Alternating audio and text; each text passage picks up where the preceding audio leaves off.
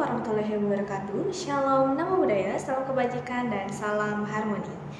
Baik, sebelumnya perkenalkan, nama saya Nilo Putu Aryasmini Dewi dengan NIM 2311011016, absen 9 dari kelas IKIBK semester 4. Pada kesempatan kali ini, saya akan mempraktikkan video dari LPLBK dengan 4 teknik, yaitu teknik inokulasi, restrukturisasi kognitif, talk stopping, dan teknik reframing, yang mana nanti akan dengan setting yang berbeda-beda, dimulai dari setting bimbingan klasikal, bimbingan kelompok, konseling kelompok, dan konseling individu. Berikut adalah videonya. Baik, sebelum melanjutkan ke praktiknya, di sini saya akan menjelaskan sedikit tentang kejenuhan belajar serta indikator-indikatornya. Nah, di mana kejenuhan belajar ini adalah kondisi psikologis di mana siswa merasa lelah secara mental akibat rutinitas belajar yang sangat monoton dan tekanan akademik atau kurangnya motivasi.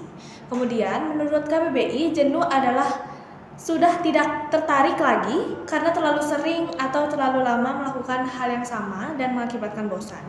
Dan kemudian, belajar dalam KBBI adalah sebuah usaha untuk memperoleh pengetahuan atau keterampilan melalui pengalaman, latihan, dan pengajaran. Kemudian selanjutnya itu ada indikator-indikator dari kejenuhan belajar, diantaranya malas, yaitu perasaan enggan atau tidak ada keinginan untuk melakukan sesuatu. Kemudian ada rasa bosan, di mana kita tidak tertarik atau jenuh dengan kegiatan yang dilakukan monoton dan secara terus-menerus. Kemudian ada hilangnya semangat belajar, di mana tidak adanya dorongan dari dalam diri atau motivasi intrinsik untuk belajar. Kemudian sulit fokus, di mana ketidakmampuan kita untuk mempertahankan perhatian secara stabil pada materi pembelajaran. Dan yang terakhir itu adalah perasaan sia-sia, di mana biasanya muncul kekecewaan berulang dan keyakinan bahwa usaha belajar tidak akan menghasilkan hasil yang berarti. Kemudian dalam praktik ini itu menggunakan 4 setting, di mana dimulai dengan setting bimbingan klasikal, yang dimana bimbingan klasikal adalah pelayanan bimbingan yang diberikan kepada sejumlah peserta didik atau biasanya dalam satu kelas, dalam satu waktu secara langsung tatap muka dengan tujuan membantu pengembangan pribadi, sosial, belajar, dan karir mereka. Kemudian dilanjutkan dengan bimbingan kelompok, di mana bimbingan kelompok adalah layanan yang memungkinkan peserta didik membahas suatu topik tertentu secara kelompok dalam suasana terbimbing oleh guru BK ataupun konselor. Kemudian selanjutnya itu dilanjutkan dengan konseling kelompok, di mana konseling kelompok ini adalah layanan bantuan melalui proses terapeutik dalam kelompok kecil dari 6 hingga 10 orang yang difasilitasi oleh konselor untuk membantu anggota kelompok memahami dan mengatasi masalah pribadi, sosial, dan emosional secara mendalam. Dan kemudian yang terakhir itu adalah setting konseling individual, di mana konseling individual ini adalah layanan tatap muka secara langsung antara konselor dengan satu peserta didik untuk membahas masalah secara pribadi dan mendalam guna menemukan solusi yang tepat melalui hubungan profesional dan empati. Baik, selamat pagi anak-anak. Selamat pagi, Bu. Baiklah, jadi pada pertemuan kali ini kita akan belajar beberapa materi. Nah, tapi sebelum itu, mari kita berdoa terlebih dahulu. Siapa yang akan memimpin doa? Saya, Ibu. Baik, silakan Dewi. Baik, sebelum pembacaan doa, saya buka dengan salam terlebih dahulu. Om Swastiastu, Assalamualaikum warahmatullahi wabarakatuh. Shalom, namo buddhaya, salam sejahtera bagi kita semua, dan salam harmoni. Salam harmoni. Baik, saya akan membacakan doa sebelum melakukan kegiatan belajar. Ya Tuhan, bukakanlah pintu ilmu untukku, mudahkanlah jalanku dalam menuntut ilmu, jauhkanlah aku dari rasa malas dan kebingungan, berikanlah aku kecerdasan, kesabaran, dan kemudahan dalam belajar. Amin. Baik, terima kasih Dewi. Terima kasih ya karena sudah mau hadir hari ini. Hari ini kita akan lanjutkan sesi selanjutnya dengan sebelum itu, siapa yang di sini ingin berbagi dulu soal pengalaman belajarnya akhir-akhir ini? Saya, Ibu. Oke, Depi.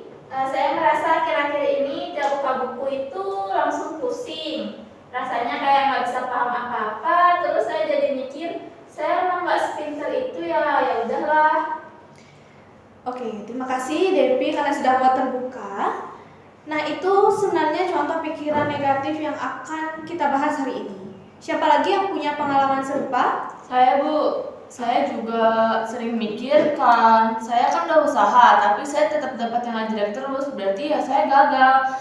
Jadi karena pikiran itu tuh saya jadi makin malas belajar deh Bu. Oke, yang lainnya?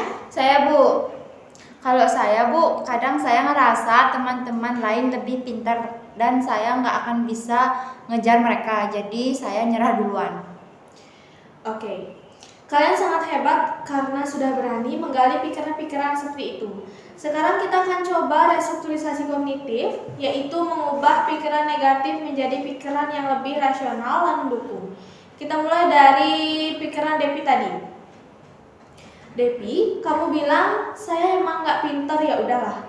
Sekarang kita tanya apakah itu benar sepenuhnya? Mungkin jadi ya juga sih Bu, pelajaran IPS yang saya bisa malah sering bantu teman. Nah, itu berarti kamu tidak bodoh atau bukan tidak pintar ya. Kamu hanya belum menemukan cara belajar yang cocok untuk pelajaran tertentu. Coba ubah kalimat negatif tadi menjadi lebih realistis. Mungkin jadi saya memang kesulitan di beberapa pelajaran, tapi saya bisa belajar dan berkembang seperti di pelajaran IPS. Seperti itu Ibu. Ya, bagus sekali Devi. Itu pikiran alternatif yang sangat realistis dan mendukung. Selanjutnya, siapa yang mau? Oke, Rosa. Tadi kamu bilang saya nggak akan bisa ngejar teman-teman saya. Apa benar kamu tidak punya kemampuan sama sekali untuk berkembang? Sebenarnya saya bisa Bu, cuman saya kurang percaya diri aja. Nah, kepercayaan diri bisa dibangun lewat keberhasilan kecil. Coba ubah pikiran kamu tadi. Saya mungkin belum secepat mereka, tapi saya bisa belajar dengan kecepatan saya sendiri. Seperti itu Bu. Iya, Rosa, seperti itu. Itu dia pikiran realistis yang sangat mendukung. Oke, hari ini kalian telah banyak melakukan proses berpikir ulang yang sangat luar biasa. Pikiran negatif tidak harus dipercaya mentah-mentah. Kalian bisa belajar untuk mengelola dan menggantinya dengan pikiran yang lebih mendukung. Sampai sesi selanjutnya, coba perhatikan pikiran kalian saat belajar dan tantang pikiran negatif itu ya. Siap Ibu. Baik, Ibu. Terima kasih. Baik, sama-sama. Selamat istirahat untuk hari ini dan sampai berjumpa di pertemuan selanjutnya. Baik Ibu, terima kasih. Baik, karena sesi pelajaran sudah selesai, jadi mari kita tutup untuk pertemuan hari ini. Baik, saya akan membacakan doa. Ya Tuhan, aku bersyukur atas ilmu yang Kau berikan. Semoga ilmu ini bermanfaat bagi diriku dan orang lain. Jadikanlah aku termasuk hamba-Mu yang selalu mengamalkan ilmu dengan baik. Amin. Amin. Kita tutup dengan salam. Om Santi Santi Santi Om. Wassalamualaikum warahmatullahi wabarakatuh. Shalom, namo buddhaya, salam sejahtera dan salam harmoni. Baik, terima kasih anak-anak. Mungkin kita akan lanjutkan di pertemuan